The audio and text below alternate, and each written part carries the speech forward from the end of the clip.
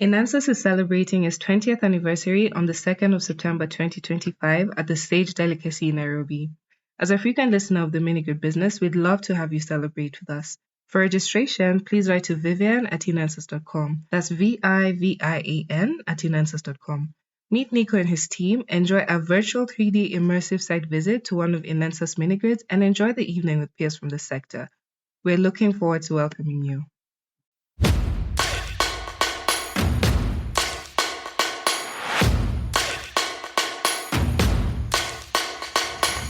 Solar mini-grids have turned from small pilots to an electrification wave. We were there when mini-grid regulation was established. When financial transactions were closed, we saw new technology thrive and companies fail. This is where we tell the stories. This is where we discuss the future.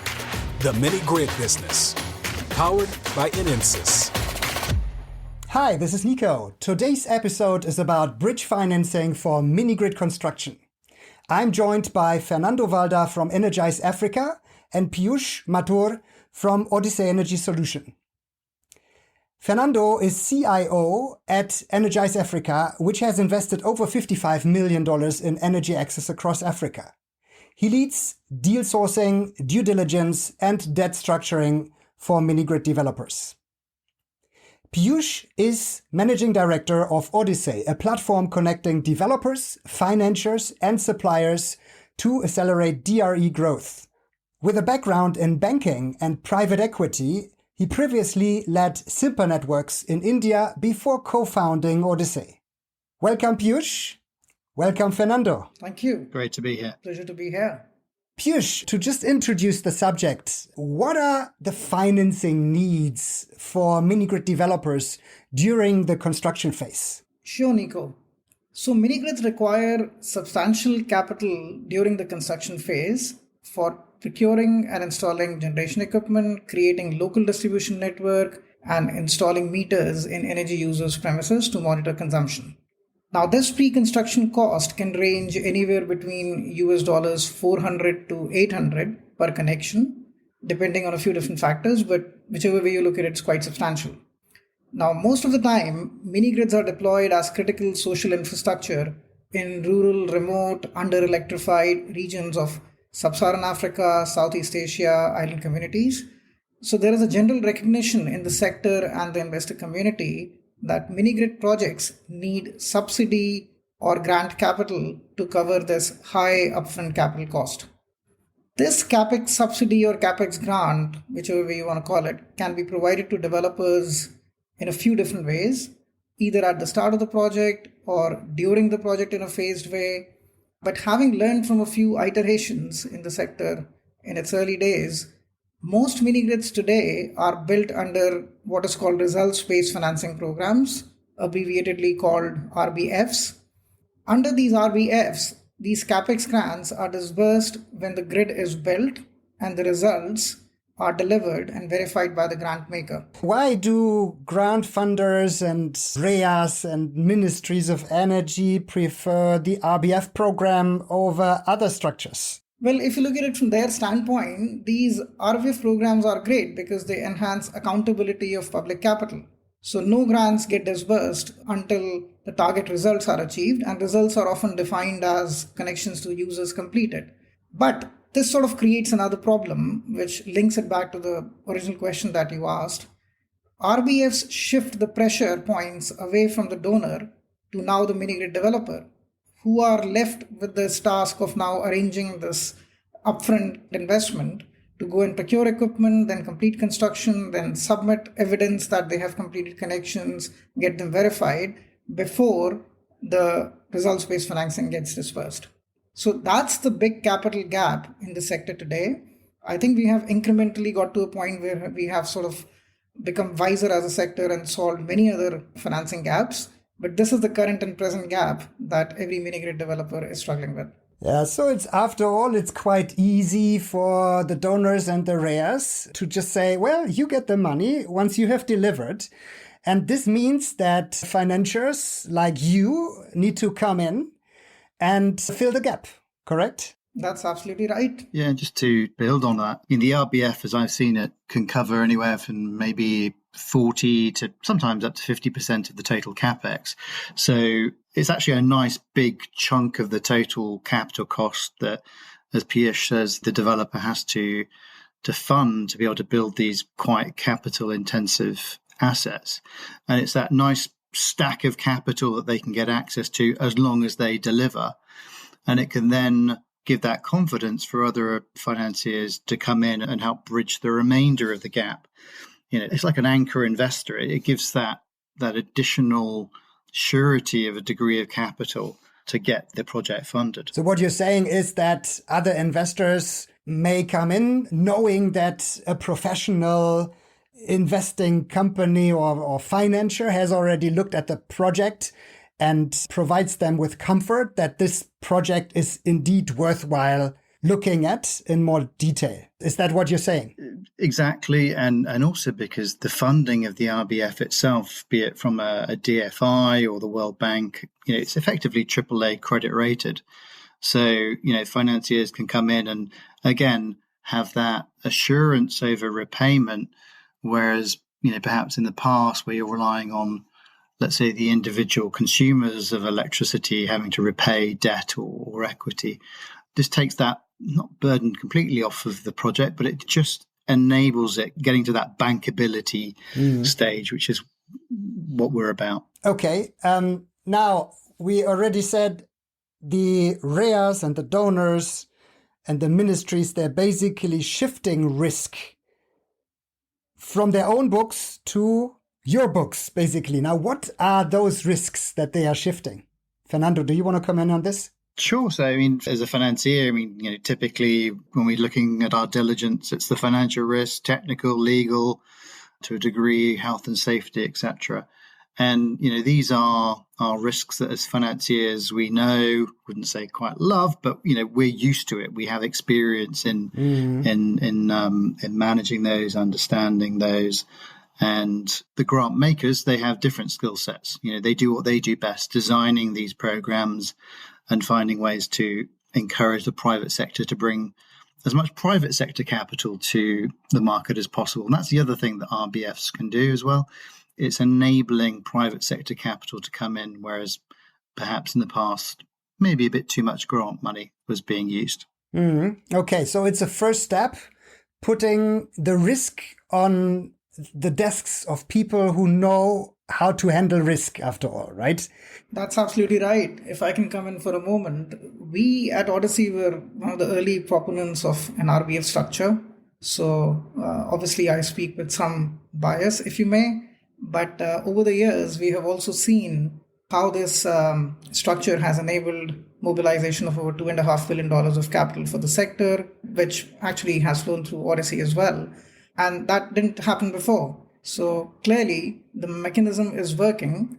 But like all things, there are some positives and some considerations. And the question is that what the considerations are, people who can deal with certain risks are now being invited to deal with those risks at different stages of the project. All right, understood. And the $2.5 billion that you just mentioned, that is not only for mini-grids, right? That is for a wider DRE sector, I guess. That's for the wider DRE sector, but still under the RBF format, yes. All RBF, understood. Yeah. All right, nice. And maybe just one thing to bring in finally in terms of that, it does also introduce some new risks as well.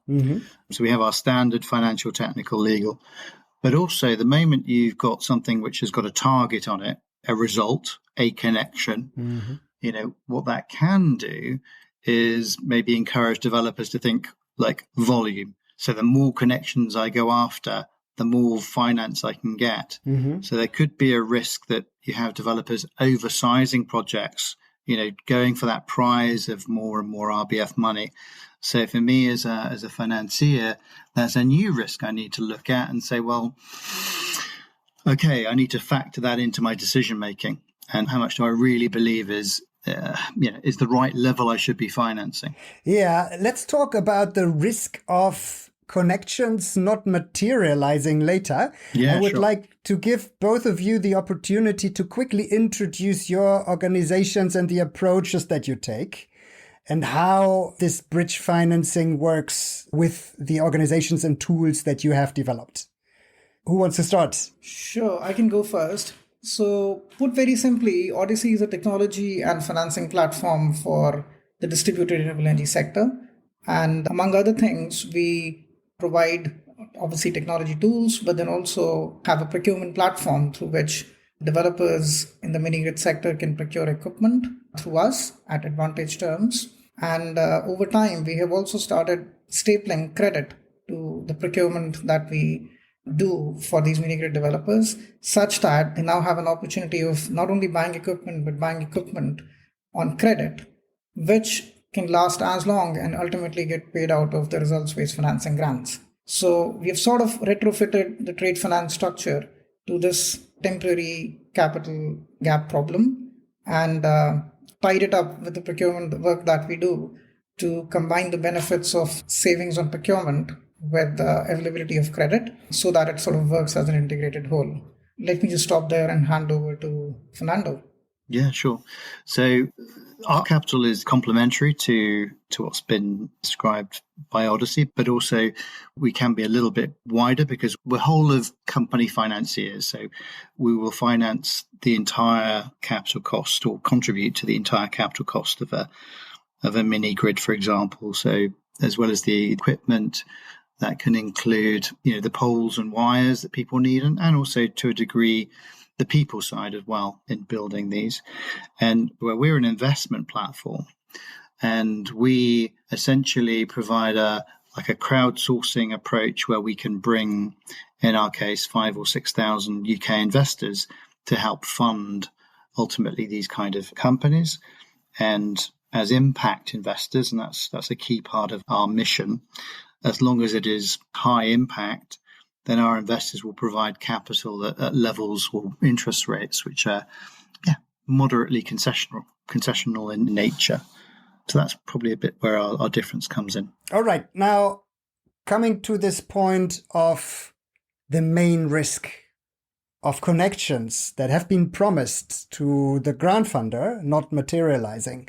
Like, how do you handle these risks? Usually you would probably use the RBF as some kind of collateral for the pre-financing. Sure. But if the connection, after all, which this RBF is allocated to, is not established, then your client or your borrower would not be refunded for that connection and cannot repay your loan or cannot repay the assets that you provide. Like, how do you handle that risk? How do you manage this? Well, I think it all starts when we start engaging with the developer first.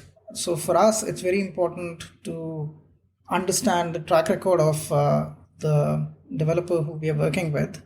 And I emphasize track record, which is different from a financier's diligence, which would be understandably weighted towards capacity or balance sheet, financial health.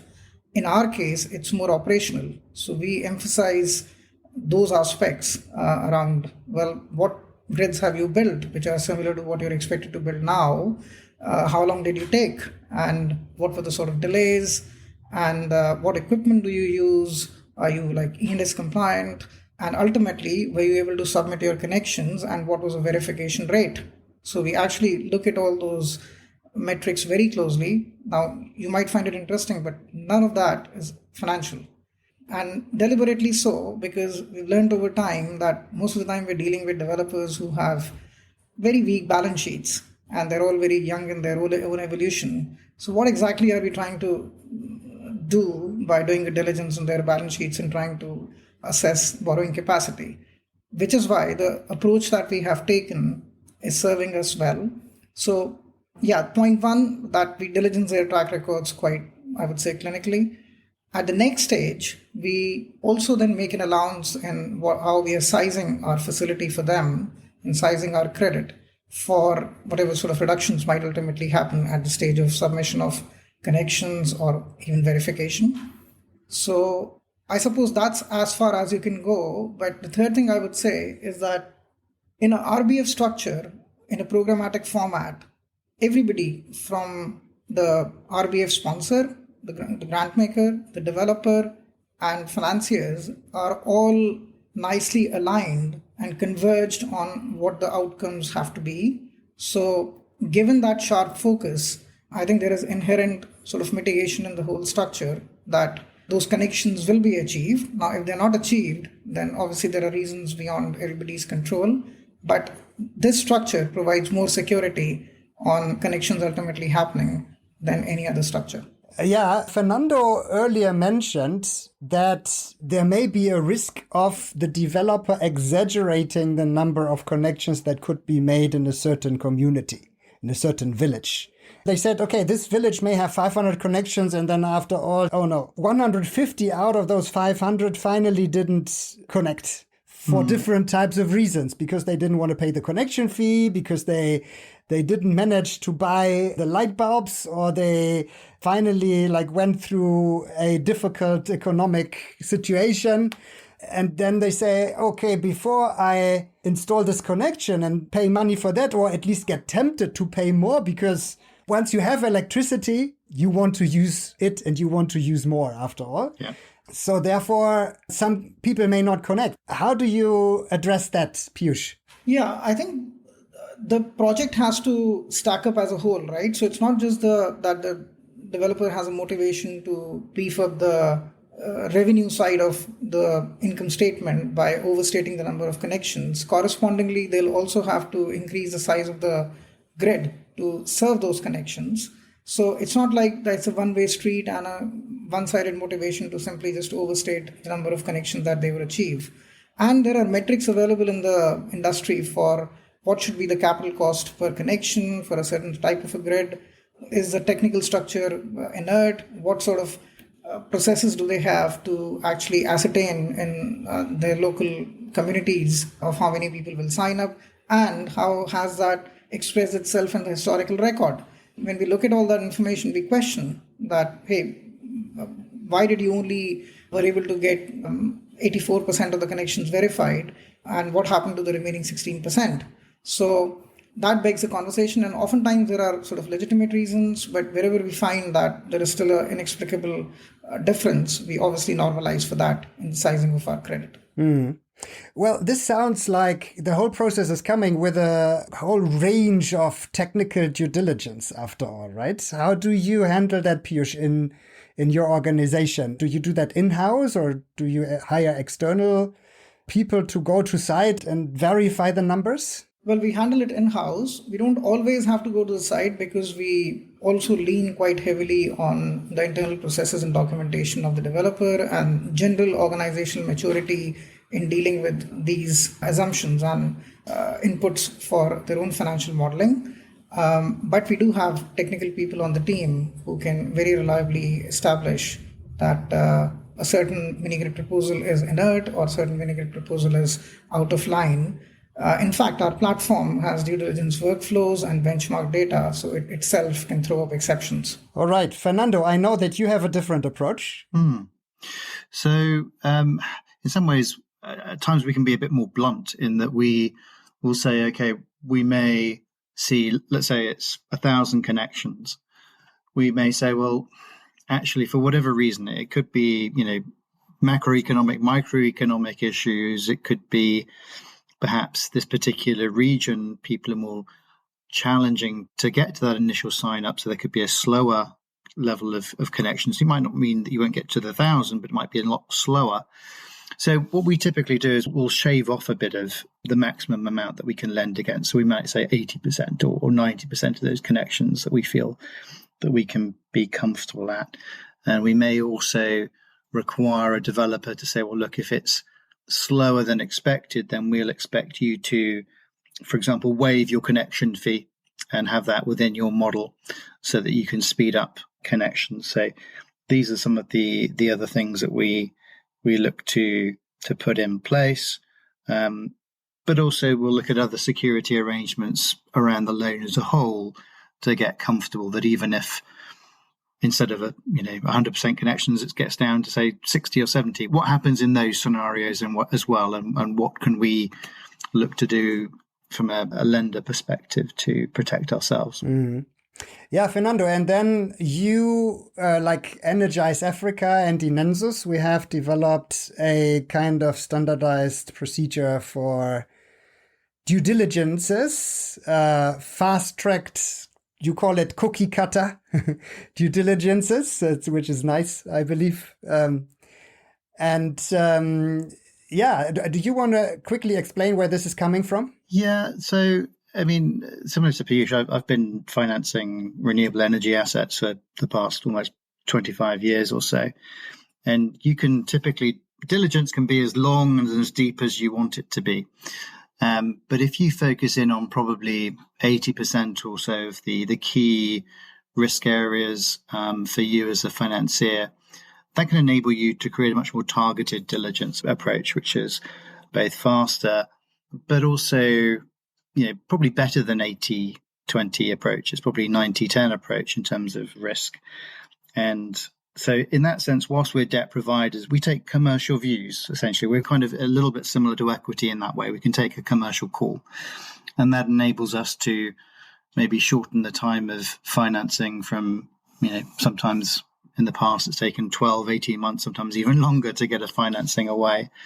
One that we did in Benin this year, end-to-end, took a bit under 6 months because of this kind of approach. And those people that approach you, Fernando, or those companies, they usually don't have the long-term finance ready, do they? Otherwise, the long-term financiers would probably already come in and provide the finance for the construction phase already, wouldn't they? Yeah. So, I mean, the companies that we're dealing with are, they have a degree of track record, but they don't have the depth of balance sheet typically that you could lend against, which is why the RBF provides that ability for us to consider them. And the way in which we then look at this is we can provide that bridge to the point where these companies are financed an asset, and then with an eye to ensuring that a senior financier can then come in probably with local currency financing and provide a nice senior long-term loan. I see. Does that mean that you even go beyond the RBF's tranche, or do you limit your engagement to the amount of money that they would recover through the RBF? So typically it's limited to the RBF, although we then will club together with other financiers, one of which we work with a lot called CEI Africa, who can then go beyond that RBF portion and even provide slightly longer term financing as well to support that company, maximize the amount of debt, because equity is so short, to get these projects financed. Mm-hmm. Okay. Now, quickly talking about the due diligence once again, do you share due diligence outputs with other financiers and investors?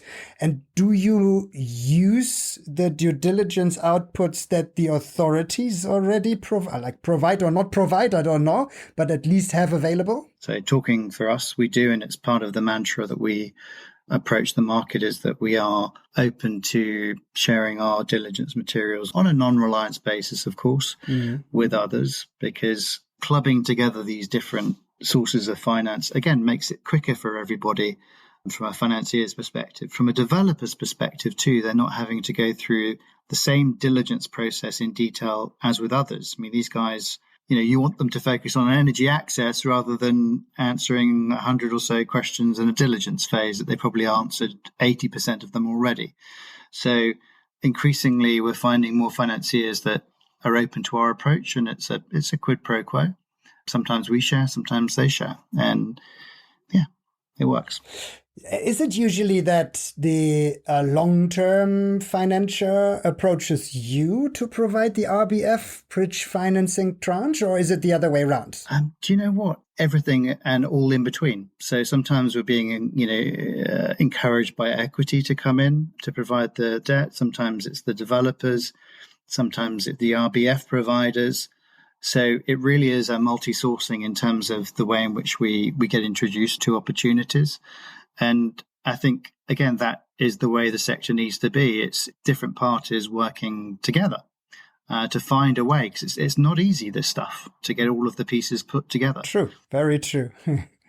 Yeah, and this means that approaching Energise Africa for an RBF pre-financing could then even be an access or a door to a network. Oh, 100%. So they could approach you and then you could link them up with other interested parties who may invest or finance. Absolutely. Piyush, I understand that on your end, it's a little bit more standalone, right? You have your structured processes, people go through, they use your platform, and then basically they can order the equipment pre-financed until the equipment arrives on site, correct? That's right. Although I think two things in our case. First, the developers are already on our platform because they are participating in some RVF or the other. So all the historical information and performance information on their sites is already available on the platform. Not accessible to us without their permission, but available. So from a purely standpoint of convenience, they find it very easy to download or just share that information with us in a different account, obviously with their explicit permission, which just makes the diligence process easy and not duplicative in as much as it relates to us. The second thing is that we actually work in a different capacity with financiers, like local banks, like international banks who are investing in this sector, to help them deploy their own capital. So they also run their programs through our platform. And oftentimes we find ourselves conferring with other lenders like Energise or local banks like Sterling Bank in Nigeria, Zenith Bank, and so on and so forth, who are our clients and then work through us to discuss that, okay, this is a specific situation, this is the total financing that this Minigrid developer needs for the portfolio of projects that they have. How much are you able to provide? How much are we able to provide, so that we find a sort of comprehensive solution for that particular portfolio of mini-grids. Now, all of that happens with complete transparency and involvement of the developer. So it's great for lenders to confer, but we do it with the mini-grid developer involved so that we are together working towards a joint solution and everybody is very clear on where we landed and why we landed there. So that's our process. We also then have a two-stage diligence process. So step one is more like a pre-qualification. So almost like an entity due diligence, that we're diligencing your track record, your background, your institutional capacity to come to an answer that, yes, you are a mini-grid developer for whom we are very happy to provide construction credit or supply chain credit. Once you've done that process, then the second step is the specific transaction, where we would then have limited variables to work through. And that speeds up the process, but that also means that oftentimes we are seeing ourselves approving transactions in a week or two at the most, rather than having to make developers wait. This has all been defined, I would say, almost like a contrarian approach to the traditional financing that we have supported for years going into the sector, and learning from them that where are all the pitfalls. Like I said earlier, why are we looking at balance sheets if they don't reveal much? Why do we have to ask certain questions? What are the CPs really trying to achieve? How can we avoid integrator agreements? How can we avoid 200-page loan agreements and keep the whole transaction structure very straightforward and simple? Yeah. Did you just say that the process may take 1 or 2 weeks from an application to, not to disbursement, probably to contract signing, right? Yes. Or to order of equipment? Or what is that 1-2 week cycle? Yes. Well, once the developer has been pre-qualified, which can again take 1 to 2 weeks, maybe even longer if certain information is missing and we have to go back and forth. Mm-hmm. But for the specific transaction, which in our world is stage 2, we can actually go from start to disbursing or ordering equipment, which is the equivalent of disbursing in our case, in a week. Yeah. And we often do. Interesting. Sounds good. Now, what is the advantage of using equipment instead of, or purchasing and delivering equipment instead of disbursing the funds and letting the mini-grid companies, developers procure the equipment themselves? Yeah, well, let's look at the advantages first from the perspective of the mini-grid developer, right?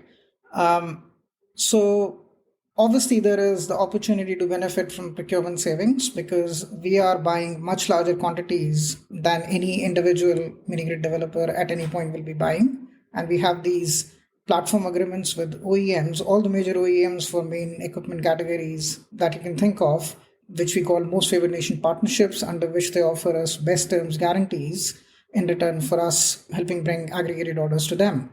So they benefit from procurement savings, just plain and simple economies of scale. Then they benefit from speed because we're not having to go through complex loan agreements, then take time in delivering CPs, and then also do integrated agreements. So none of that is involved. Our transaction works very simply of quotation that we present to a developer. They accept that quotation by placing a 15% non-refundable deposit, which is their skin in the game, and make sure that there is no speculative ordering.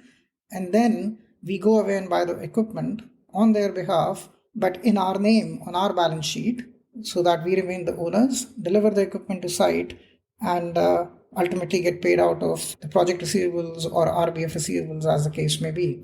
So simple paperwork, no legal costs, in most cases, speed, procurement savings, which oftentimes totally offset cost of credit, are some of the benefits from their side.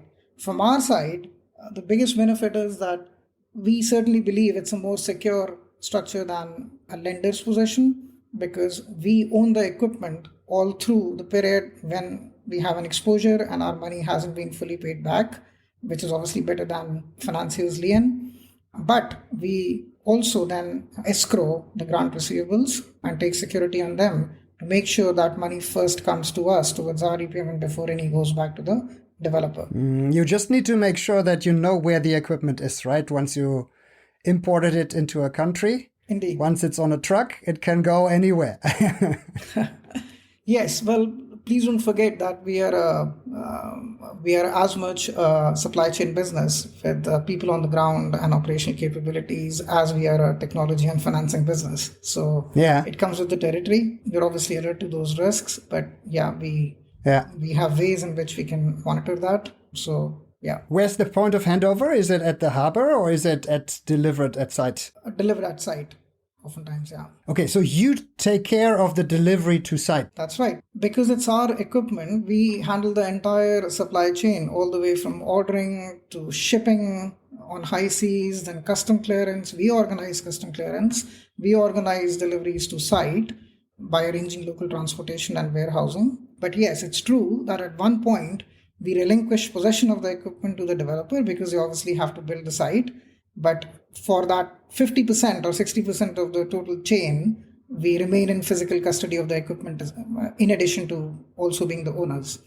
And to site means usually the warehouse of the Minigrid company or really the Minigrid site or even the distribution to the different sites? It sort of varies. Sometimes it's a local warehouse that developer has set up in the province where they're building these sites close to the actual locations. So it's literally site, the warehouse on site. Other times it's a sort of consolidated warehouse somewhere in the nearest city. So there are some variations, but generally speaking, we will deliver the equipment duty paid to them on site.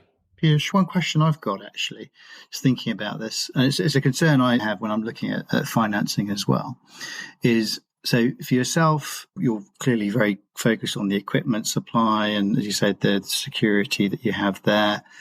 And then, it goes to a larger engineering design and construction of the Minigrid.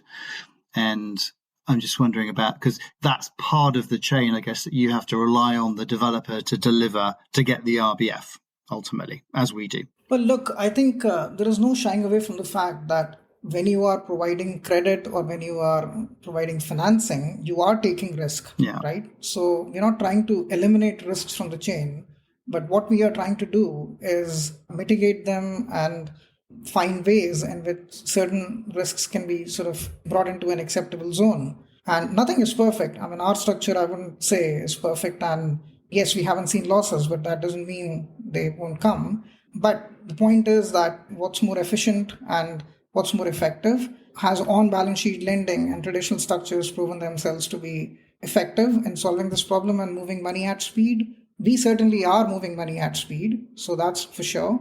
We are able to achieve procurement savings, which is a source of value for the developers, which is why they come and work with us, even if they are applying for other sources of financing from local banks and elsewhere. But everything comes with its own pros and cons, right? So in our case, since our financing is attached only with equipment, unlike yourselves, we can't really take a broader view and provide them financing beyond the cost of the equipment. And we know that there are costs involved in the project beyond the high value equipment. So in our case, it then becomes very necessary for us to also have assurance that in addition to RBF, they do have access to other capital, either their own equity or some other debt funding, which they can use to meet the cost of other capex, which is not being procured through us, or soft costs, which they will have to bear out of their own funds. Yeah, because one of my concerns, and I've heard this anecdotally, so I don't have evidence on this, is that, there could be the risk that, look, the developer, builds the mini grid, tick, gets the RBF. So from your perspective, from my perspective, we're repaid, that all works. But if the total engineering design isn't at a standard for long-term asset value, you could run into the issue where people are just running for the RBFs, and you end up with mini grids that maybe last 5 to 10 years when they should be lasting 10 to 20 years. And whilst that's not part of my financial concern as an impact investor, I'm concerned that these things are being built to the right standard. As I said earlier, that's why I want to make sure that once we're out of the capital stack, there's another senior lender that can come in and put a long-term debt piece. So it is actually part of my diligence, even though it's not exactly part of my risk, if you understand. I just wonder what your perspective was on that, because you've had a longer track record in the market. So this is something I've heard a bit about that happened maybe in the NEP, the previous version of prior to DES, but I'd be interested in your thoughts. Yes, I think that's a real challenge, right? That once you've paid off the developer and the developer has recovered their cost of the equipment plus certain EPC margin, you've sort of disenfranchised them and disincentivize them from running the grid well. Now, REA itself, by the way, if we take the example of the DARES program in Nigeria, has come up with a mechanism where they are now deferring up to 20% of the grants to be disbursed after a certain period of time when there is more enduring evidence of the connections. There are those mechanisms, but in our case, we anyway need another long-term financier to come in and take a long-term view on the business to match the equipment financing that we are able to provide. So to that extent, we are sort of leaning on each other's comfort when we are doing this financing. Like yourselves, we probably don't carry that financial exposure for the operational phase of the grids because we are usually out from the RBFs. But it's a very serious development risk if these grids do not perform for as long as they are intended to. Piyush, how much personal interaction is there in the process that you run? Most of it is digitized, most of it is automated, or the data comes in, or the evaluation, I guess, is automated. But at what point is a physical person involved there? And is there a relationship that you built? A personal relationship that you built with the Minigrid developer? Obviously, there are others who are new on the platform, but at various points in time and their own development, they have received different support from Odyssey. Sometimes it's been using our design tools to design their grids better. Other times it's been our remote monitoring and control toolkit to do their smarter O&M. So most of the developers who we work with, or at least the bigger ones, have been connected to Odyssey for a while. Specifically with regards to the supply chain credit that we provide, we have a process where we designate an account manager to each partner who we approve and pre-qualify. And those account managers are responsible for sort of managing the day-to-day relationship, monitoring the whole project progress, the procurement progress, and keeping an eye on even the ENS matters. We obviously have ENS specialists who support them from behind. So yes, there is an account management structure, but there are also enduring relationships from early with many of the developers who we work with. All right. I understand that you focus on imported equipment like solar PV panels, batteries, inverters, and these kind of things. Do you also pre-finance and handle and deliver poles and cables for distribution networks? Well, we have limited capacity for local procurement. Interesting that you mentioned poles and cables. In the case of cables, we have just come across situations where the sort of conventional belief has been that cables are available at competitive pricing locally, but we have actually found suppliers internationally who are offering and providing same grade of cables at lower prices. So that's again part of the value that we bring to the process, but it sort of makes it easier for us because that then also becomes imported equipment. We do have some capacity to support local procurement, but I wouldn't say we are very well kitted out for that, only because we provide our credit in US dollars, which has a very nice hedge, natural hedge with the cost of the equipment, because the OEMs also want to be paid in USD, and ultimately the grants now are also disbursed in USD. So that chain works very well. But I think for us to then finance local procurement in Naira becomes a bit of a sidestep. Not to say that we can't do it, but it just involves 3 additional considerations, if you may. So what we typically tend to do is then work with one of our local banking partners to fill that part of the funding requirement, because they can obviously lend in Naira much more easily than we can. I see.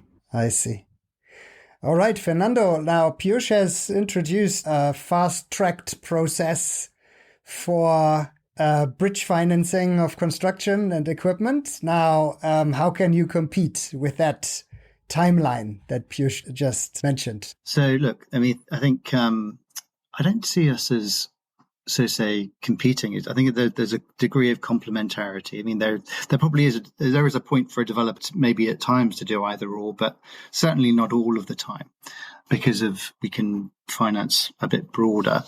And I think probably we also slightly benefit, I think, I do think that our cost of funds is reasonably competitive, certainly to local financiers, but the impact funders that we have will typically accept in the order of an 8% interest rate annually. We have to clearly charge a degree of fees on top of that. We're not an investment fund. But kind of an all-in interest rate can be anywhere from, say, 10 to 12% in hard currency terms, which is not too bad. And if you think that we can put that money to work we're targeting between probably the low end 3 to 4 months if we're super quick and can benefit from others' diligence. So, we'll always be a bit slower than Odyssey, but I think we're part of that jigsaw to make it work. Well, you've probably learned over this podcast as well that we like to keep things simple. So our pricing model is also very simple. It's basically 1.25% to 1.5% per month, but developers only pay for the number of days they actually use the credit. So it would be wrong to express it as an annual percentage. So no prepayment penalties. We agree a certain point of time, which is the sort of most expected timeline, and we build in some tolerance for delays. But if things happen quicker, which sometimes do, you can actually pay us off early and we will not charge you for that period. So developers find that attractive because it's sort of directly proportional to what they're using. But then, as I mentioned earlier, we are also able to offer them procurement savings when they procure through us. So oftentimes the landed cost of equipment is actually only marginally higher than it would be if they were to procure directly, albeit with a 6 to 9 month credit period now, which is providing them good coverage to complete their projects and collect their RBFs. All right. Good. Now, what I heard is that the IFC is also entering the space. And Fernando, you told me earlier that you have some insight into what IFC does. Do you want to share what you know about it? Sure. I mean, as everyone knows, typically IFC, doesn't get out of bed unless it's probably 20 million plus kind of finances and all the rest. They're normally in the big end of town. But with the advent of RBFs, they've created an initial structure, which is essentially RBF bridge financing. I believe they're doing it certainly for Nigeria. I think they'll do it for other markets as well. And they blend a bit of IFC money along with some concessional funds, so cheaper money, to then come up with a blend, which I don't know the exact rates, but I'd imagine it's still pretty decent. I know they've done one transaction with Husk, and I think there's a number of others that may come to the market in the second half of this year. And the approach is similar to the one that you chose, so it's all CapEx, effectively, for the sites. So, I guess they've seen that it's, as both Odyssey and Energise Africa have seen, this is an important bridge financing period that some additional capital coming into the market can really hopefully accelerate energy access, which is what we're all about. So I'm really pleased. For large ticket sizes, as you said. No, they can go down to, I think, probably somewhere between 2.5 and 5 million. So much smaller than typically the IFC has done in the past. So we actually see means where we can potentially collaborate and work together with them. So that's one thing that we're exploring. All right, sounds good. Well, we can only welcome IFC and any more financiers who want to come into this sector, right? So it's a $750 million RVF program in Nigeria alone. And if you add up the whole of Africa, not to talk of Southeast Asia, it will be a lot more. So we need a lot more capital coming into the sector. I think you were alluding earlier and trying to provoke Fernando and me on getting competitive. Well, it's hard to get competitive in a sector where capital has been in such short supply historically. So I think we can only take a welcoming view to any type of financing that's coming to the sector, because if the sector grows, all of us have more to do. True. And that probably also holds true for the equity that needs to come into the sector, and where we see a big gap still. Now, where there's no equity, there will be no projects, and then there are no projects to pre-finance with RBF bridge funding. So what is your experience here? Is equity financing, is it picking up, or will it remain at the level as it is right now? Well, I can talk from my experience and what we see. Oftentimes, developers ask us that, hey, if you provide us your sanction letters, we can go away and stitch up our equity rather quickly. So it seems to me that other than just the general availability problem, there is also that sort of commitment problem, which is so typical. It's like the who blinks first problem. So in these situations, we are actually very happy to help developers and even speak with their equity providers to give them some comfort that, yes, we're looking at it and we would be able to provide financing or credit under these conditions. In terms of the general availability of capital, I think mini-grids have sort of generally been regarded as sub-commercial. So it's not a sector which pure equity providers or commercial equity providers are sort of prioritizing to begin with, but there is still capital available from selective sources. Again, there are local investors and family offices who provide capital for projects like these, who have affinity with the projects and the broader social cause. And there are some larger investors or sort of concession capital providers, institutional capital providers who we have seen have funded these type of projects. But generally speaking, I think your observation is right, that equity is scarce, and whatever equity is available is also slow to proceed. So obviously a lot more is necessary. Yeah, although I'm hopeful that with the IFC or World Bank, I'm not quite sure, the Zafiri fund that is being linked with, I guess, the advent of Mission 300 may bring more equity to the table. We'll see. I'm a bit concerned they may focus on the bigger companies to begin with, who will always, I guess, get the first access to this capital. But at least it is potentially some new sources of equity coming in. But we're seeing a few others. I mean, Acumen's hardest to reach fund has got a bit of equity. I think sometimes even debt financiers are providing some quasi-equity. So the Rep2, which is managed by Camco, I'm told some quasi debt stroke equity coming in. So we'll see. It certainly slows everything down. Piyush and me can be as quick as we like, but if the equity isn't there, that's always going to be a CP before we distribute our funds. And I found recently we're ready, and we thought the equity be ready, and the equity is now 1 month, 2 months, 3 months down the track, and you're like, we've done all this, but we're still, you're always held up by the slowest mover. And that's the challenge. Yeah, of course. That's right. I mean, in our case, because we are not lending on the balance sheet and don't have to adhere to certain conventional debt equity structures, we are more flexible in how we look for, we call it matching funding to complete the project.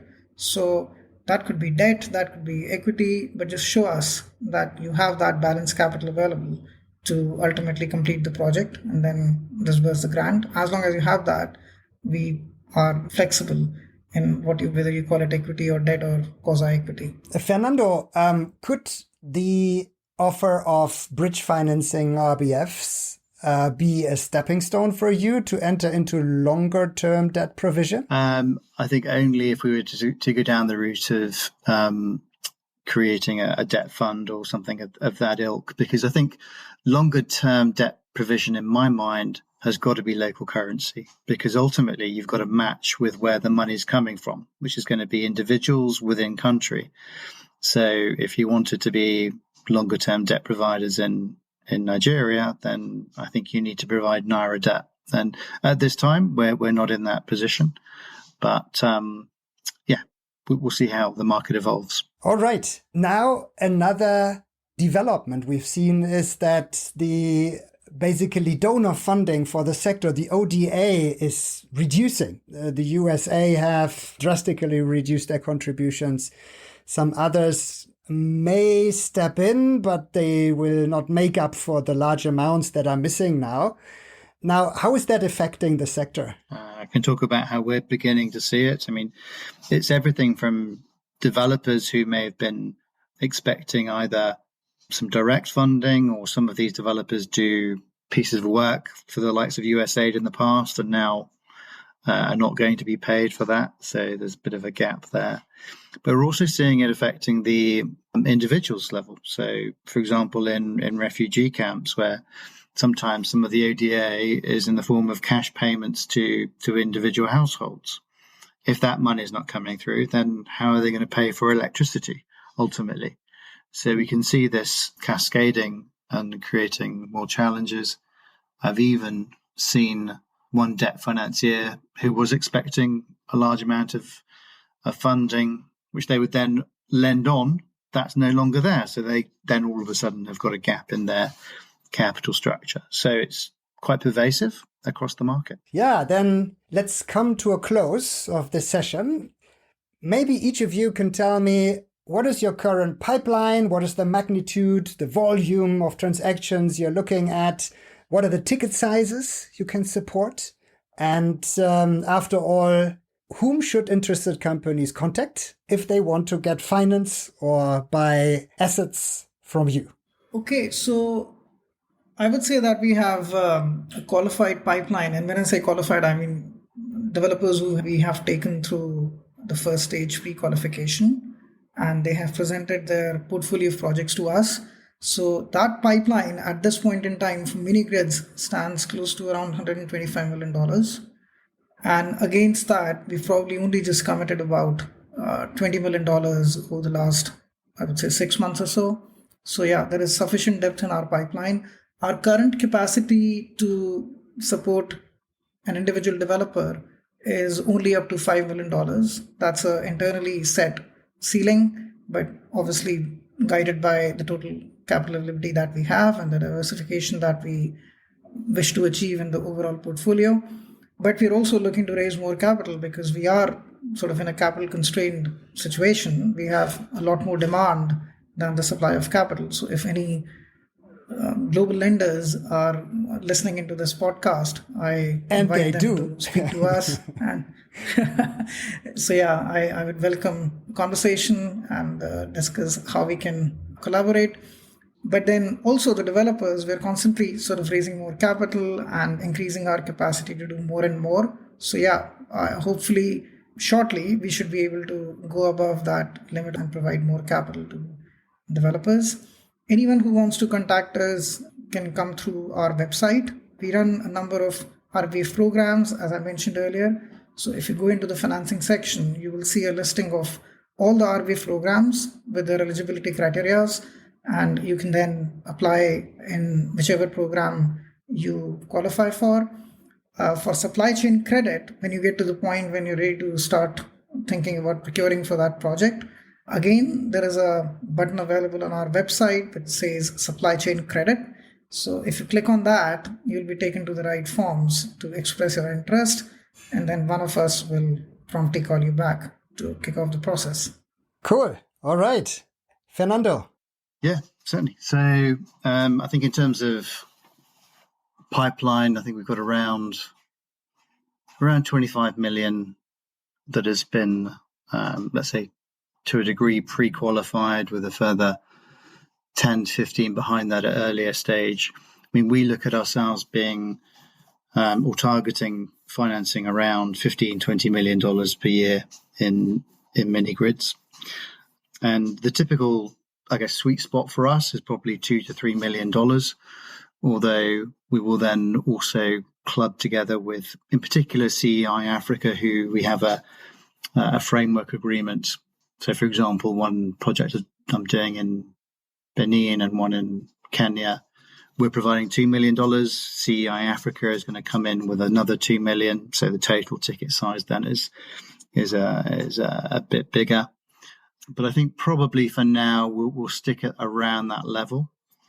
We similarly look to raise additional capital. We have our own private investors, but the great thing that in particular institutional capital can do is it can blend with our money, so it can be used to unlock our private capital, and that's what CEI Africa is very keen on. So we have a matched funding concept where that enables them to unlock additional private sector capital. So that's one thing that we're going to be doing more and more. So that 20 million we'll do per year, at one point we'll hope to get maybe 10 or so of that coming in the form of institutional capital. People can reach out to me directly, or probably initially via the Energise Africa website. And similar to Piyush, we have a pre-qualification type questionnaire which people can use, and we can quite quickly get to a point where we say, well, look, yes, we'd be delighted to help you, or no, we can't, but maybe here's somebody else you could talk to. Sounds very good, and sounds like you offer complementary solutions for the market, each within his own niche. And with that, I just want to emphasize, if you are looking for the links to the company's websites, you will find them in the show notes. And thanks a lot, Piyush. Thanks a lot, Fernando. It was a pleasure talking to you. And keep on the good work. And I'm looking forward to talking to you again. Thank you, Nico. And thank you, Piyush. Thank you, Nico. Thanks for having me over today. Bye-bye. Thank you. Bye-bye. This episode of the Minigrid Business has been brought to you by Energise, your one-stop shop for sustainable mini-grids. For more information on how to make mini-grids work, visit our website, energise.com, or contact us through the links in the show notes. The Minigrid Business, powered by Energise.